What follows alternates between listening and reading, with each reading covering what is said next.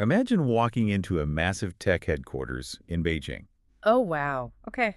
Yeah, picture it. The Yeah. vibe is, modern, fast-paced, pretty much exactly what you would expect from a global superpower in the software space. Right. Lots of glass, lots of monitors. Exactly. But behind closed doors, their engineering teams have this incredibly specific, honestly terrifying benchmark for success. Terrifying how?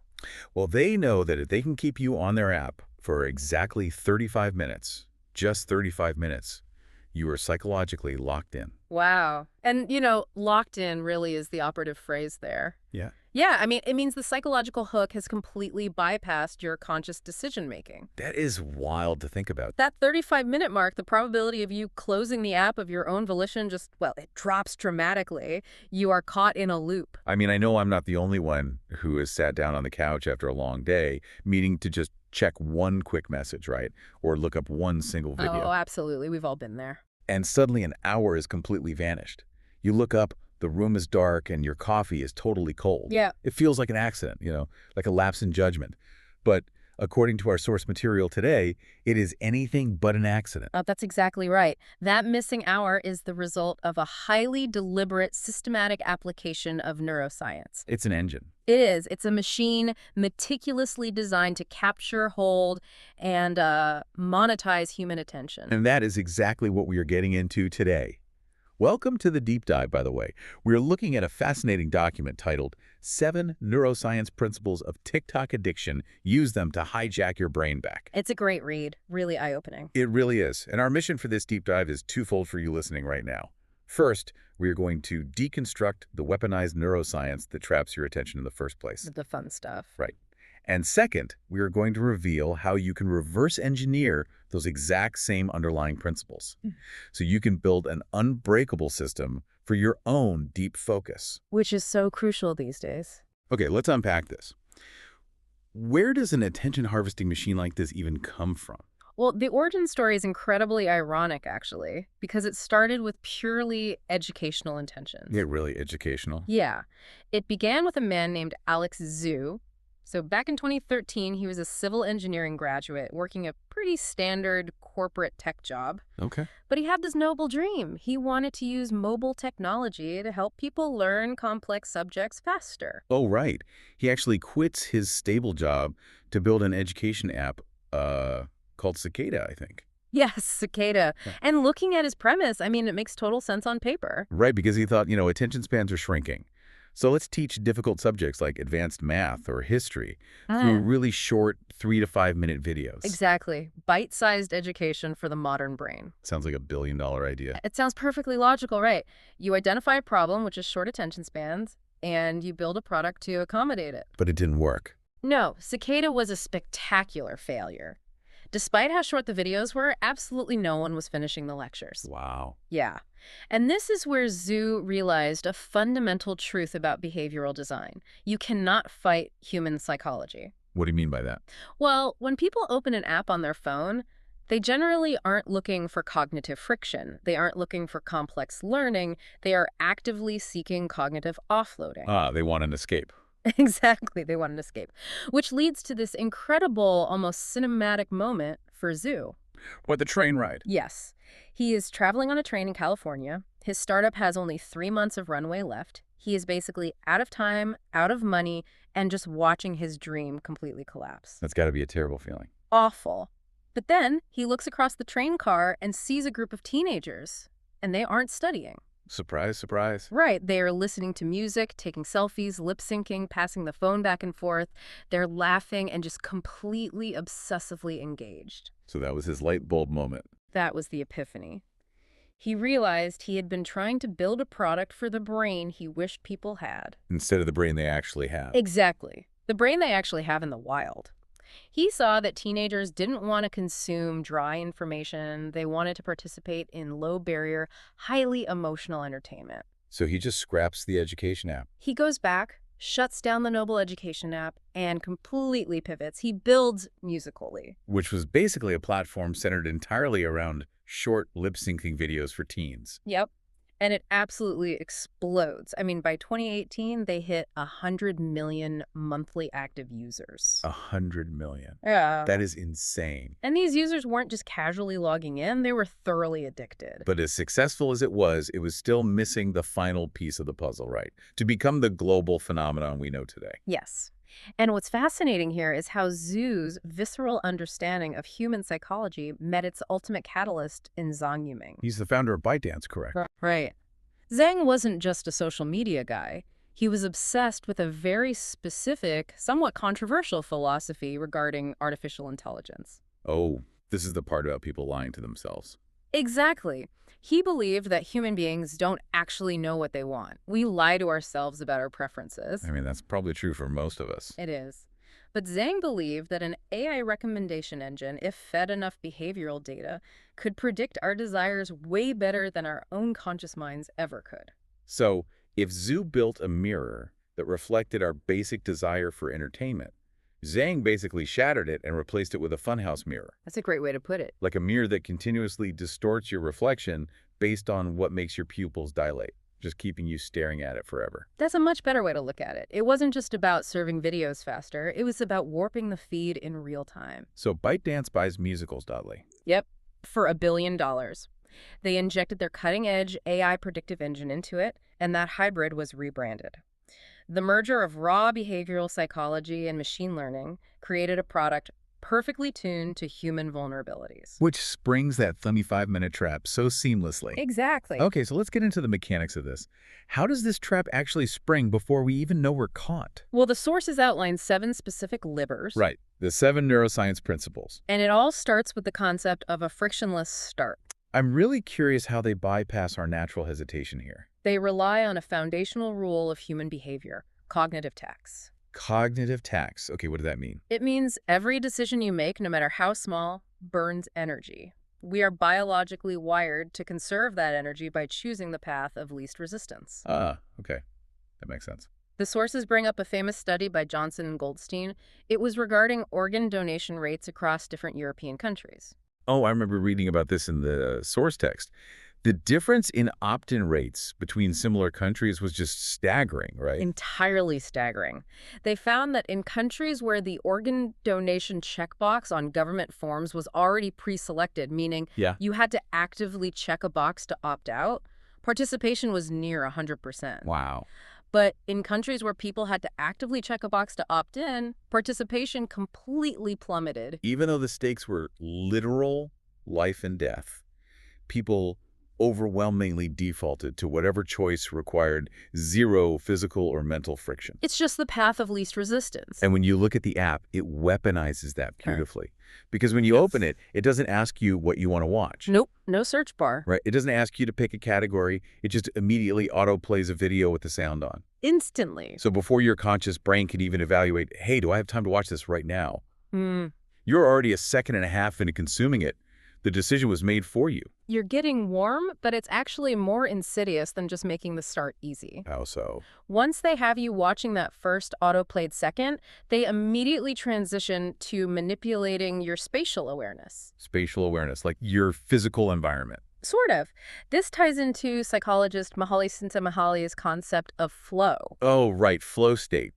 Usually we talk about flow as this beautiful, highly productive state for athletes or artists. You know, that feeling of time distortion where you are so deeply focused on a task that the rest of the world just fades away. Exactly. But to achieve genuine flow, your brain needs to be insulated from external distractions. Okay. This app creates what you might call junk flow.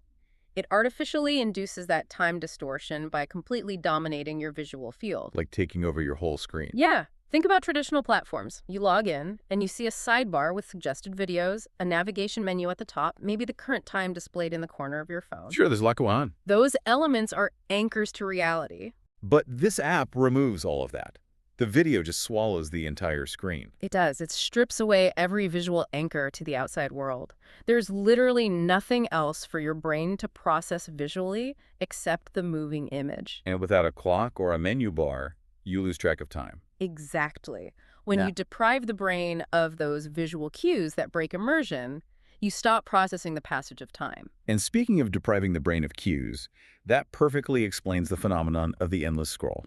Oh, the endless scroll. Yes. The sources mentioned a fascinating 2005 study about bottomless soup bowls, which honestly sounds like a dream come true for me. It's a classic in behavioral economics, actually. So researchers took 54 participants and gave them bowls of soup.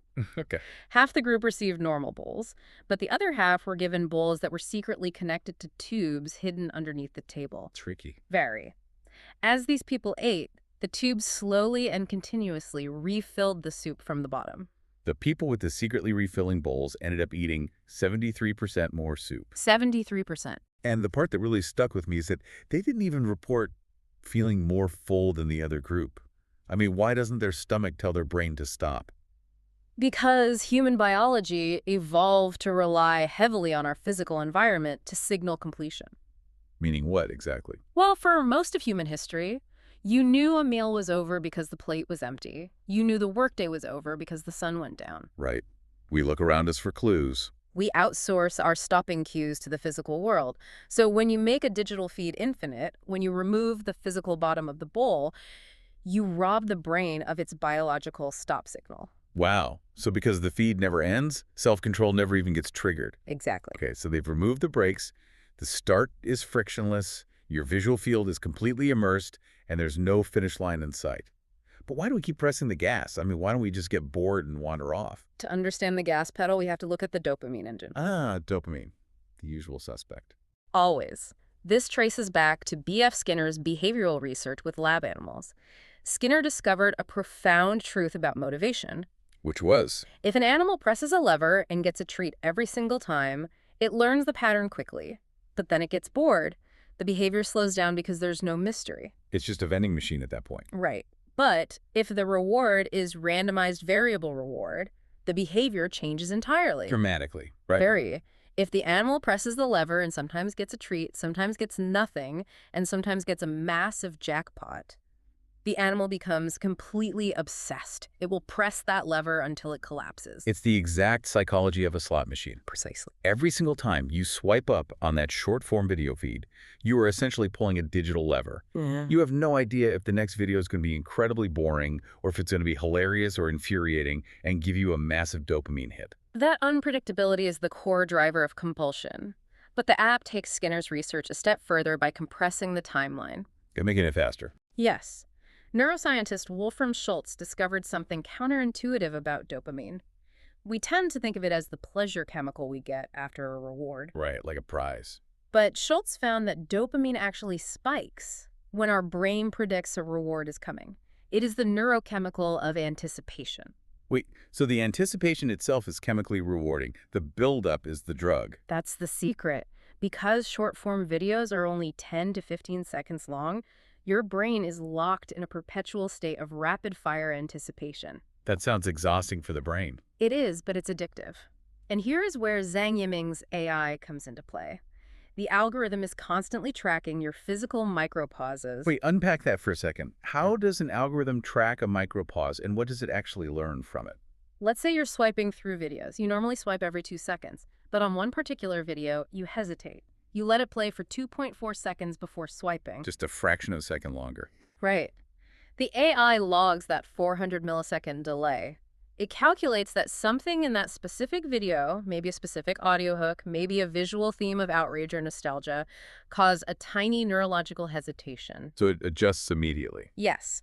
It tests that hypothesis by feeding you a slightly similar video 3 swipes later.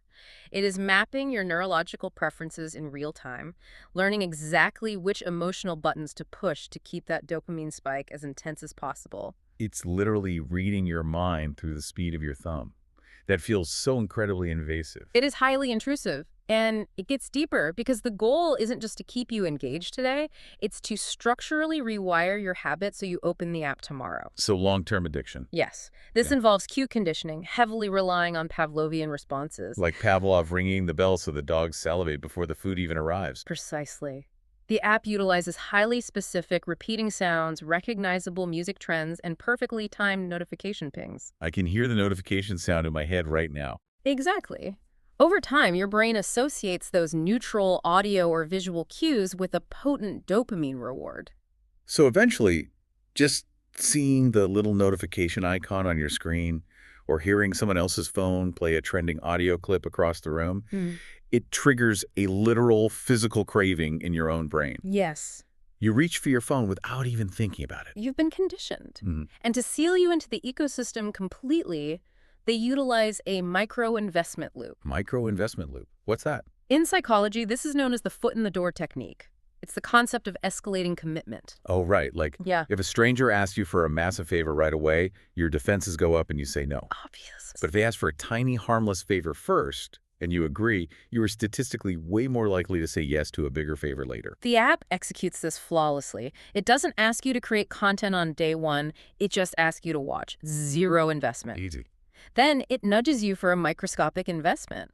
Double tap the screen to like a video. Which takes almost zero effort. It feels effortless. But once you do that, your identity shifts just a fraction. Then you leave short comment. Then you share a link with a friend. Then you save a sound. And step by step, the friction is lowered. Until one day you find yourself buying a ring light and filming your own content. Exactly. You've Okay. transitioned from a passive consumer to an active producer for their platform. Okay, but if we connect this to the bigger picture, it is vital to recognize something here. These mechanisms, frictionless paths, variable rewards, spatial immersion, Pavlovian cues, they aren't inherently evil, are they? No, not at all. They are simply the neutral mechanics, the base source code of human nature. And here's where it gets really interesting. Because if they are just neutral tools, that means we don't just have to be passive victims of them. Right, we can use them. Exactly. The entire second half of our source material is about flipping the script. How do we take these exact same 7 weapons that corporate giants use to harvest our attention and use them to hijack our own brains back? It's a brilliant framework. Let's reverse engineer this for our own deep work. I love it. Let's start by reverse engineering the frictionless start. Okay. If you want to consistently produce meaningful work, say you're writing a thesis, coding a new software, or building a business, you have to eliminate the cognitive resistance to beginning. How do you do that? A brilliant tactic here is to never finish a work session at a clean breaking point. Wait, really? Because I always feel like I need to finish the chapter or close the loop before I stop for the day. Yeah. That feeling of completion. That's the instinct, but it's a trap. If you finish a chapter today, tomorrow morning you have to face a terrifying blank page. Oh, the blank page is the worst. Right. Your brain anticipates the massive cognitive tax of starting from scratch, and it procrastinates. Instead, if you are writing, stop mid-paragraph. Leave a sentence literally half-finished. Oh, I see. Because then when you sit down the next morning, your brain already knows the missing words. Exactly. You sit down, type the end of the sentence, and suddenly you are moving. You've bypassed the friction of starting. You've pre-selected your own checkbox for productivity. Yeah. That's it. You let the momentum autoplay. Next, you have to engineer your own full-screen immersion. So getting rid of the sidebars of life. Yes.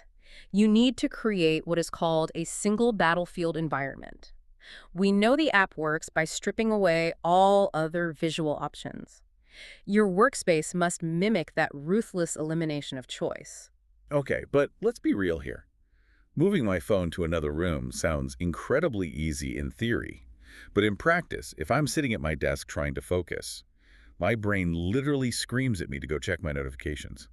Doesn't that internal distraction break the immersion anyway? It absolutely does at first, and that's the struggle we have to acknowledge. Tricking your biology is painful. You will experience a literal withdrawal phase where your brain fights you. It really does feel like withdrawal. It is. But the single battlefield environment is about ensuring that when that urge hits, acting on it requires massive physical friction. Like having the phone far away. Right. If your phone is facing up on your desk, the friction is zero. If the phone is in another room, powered off, and your router is unplugged because you only need Microsoft Word to type, the friction is high. You're forcing yourself to stay in the zone. By artificially narrowing your environment to a single point of focus, you eventually force your brain into that flow state. But this time, it's serving your goals. That makes total sense. Yeah. Starve the distraction out. Now, what about the lack of stopping cues? The bottomless soup bowl problem. This is crucial for big projects. Right, because if I'm working on a massive year-long project, it feels like an infinite feed.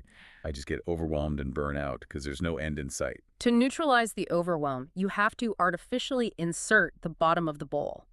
You cannot treat a large project as one giant task. Guess to chop it up.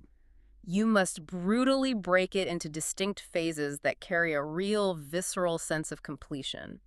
For example, if you're writing a major proposal, phase 1 is the ugly draft. No editing, no judgment, just get words on paper. Phase 2 is sequencing. Phase 3 is polishing. Because each phase has a definitive stopping point, your brain gets the psychological satisfaction of finishing multiple times. I love that. You're giving yourself permission to put the bowl down. Okay, what about the dopamine engine? Variable reward and the compressed reward cycle. How do we make our own difficult work feel chemically rewarding? This is where most people fail at discipline. The trap we fall into is that the reward for deep, work-like career success or finishing a novel or making money is months or even years away. Yeah, the payoff is way too distant. The human brain simply cannot maintain intense motivation for a reward that distant.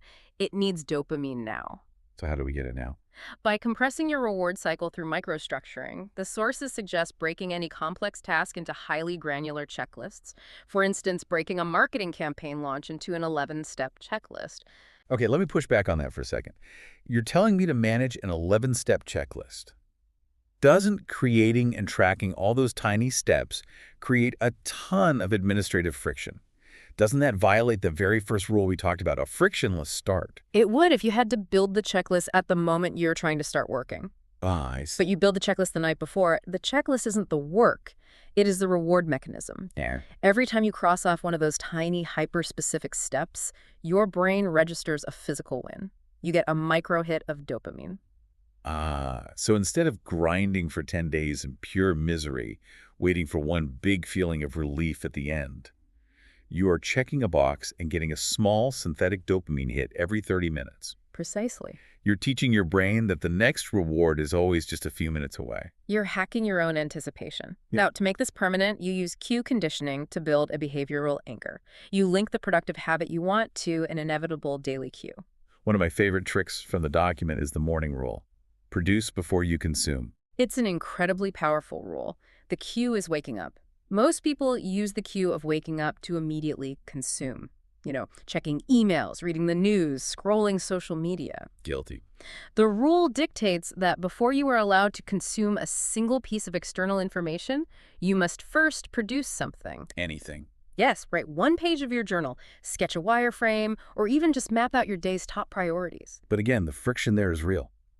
Waking up tired and having to create before you can check your texts is brutal. It is brutal for the first 2 weeks, but if you hold the line, the conditioning flips. Right. Over time, the morning bell rings, and instead of craving the cheap dopamine of a social media feed, your brain starts to literally salivate for the act of creation. You rewire the trigger. That is amazing. Okay. And finally, you deploy the micro-investment loop on yourself to deal with massive procrastination.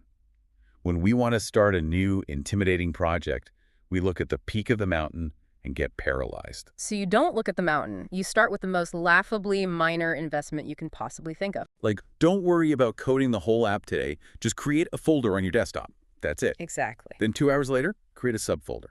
Drop one inspirational image into it. What you are doing is building a positive sunk cost. Every tiny action you take builds up empirical evidence in your brain that you are already the type of person who is doing this work. You're shifting your identity. That identity shift makes every subsequent, slightly larger commitment far easier to follow through on. So what does this all mean? When we look at this whole journey, from Alex Zhu realizing he couldn't fight human nature, to bottomless soup bowls, to tricking our brains with 11-step checklists, it sounds like discipline isn't about just gritting your teeth and fighting your biology. Not at all. It's about designing an environment where your biology works for you. It is exactly that. Discipline is design. It is understanding the neurological engine under the hood, accepting how it functions, and finally deciding to take the wheel yourself. We've deconstructed the trap, and we've walked through the blueprint for reclaiming our focus. But I feel like this goes even deeper than just getting our work done. This raises an important question, actually, something we should all be thinking about. What's that? If you can consciously use these 7 principles to reshape your own productivity and your own identity, could you also use them to deliberately engineer better relationships or healthier local communities? Wow. Or even completely transform how we educate the next generation? If human psychology truly is a programmable engine, maybe it's time we start deciding exactly what kind of world we want to drive it toward. That is a profound thought to leave on. Thank you for joining us for this deep dive. We hope you take these principles, redesign your environment, and take the wheel of your own attention.